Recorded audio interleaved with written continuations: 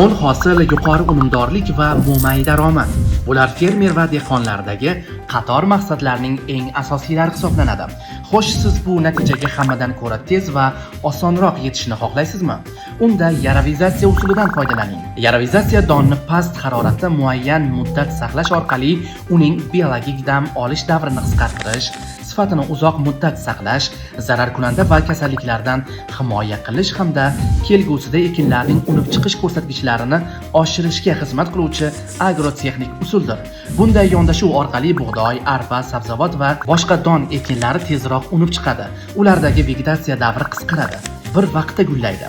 Sovuqqa chidamliligi oshadi va eng muhimi ko'proq hosil beradi. Xo'sh, bu jarayon qanday amalga oshiriladi? Dastlab tanlab olingan urug'lar maxsus sovutgichli omborxonalarga joylashtiriladi.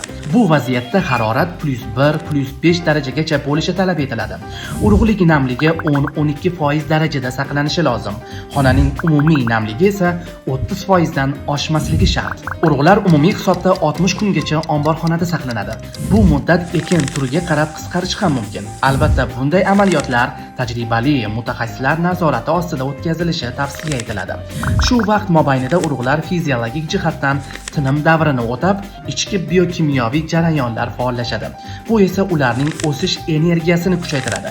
Keyinchalik yerga ekish jarayonida tezroq va bir xil o'sib chiqishini ta'minlaydi. Masalan, oddiy usulda ekilgan bug'doy bilan solishtirilganda yaravizatsiya qilingan urug' 2-3 kun oldin unib chiqadi. Unuvchanligi esa 90-95% ga yetadi. Tuproqdan ko'proq nihol ko'tariladi va don soni ham ortadi. Natijada har gektardan o'rtacha 1,5 million donagacha ko'proq ko'chat olish imkoniyati yuzaga keladi. Ahamiyatli shundaki, yaravizatsiyaning iqtisodiy samaradorligi ham yuqori.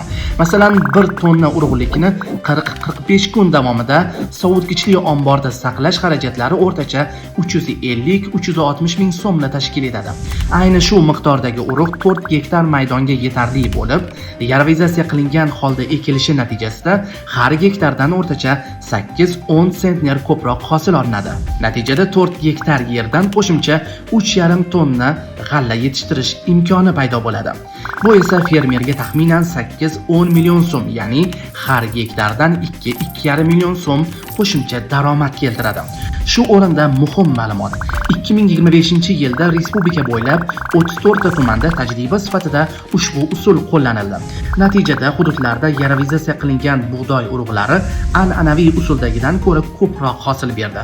Shu sababli joriy yildan boshlab yaravizatsiya usuli respublikamizdagi barcha maydonlarda to'liq joriy etilishi rejalashtirilmoqda.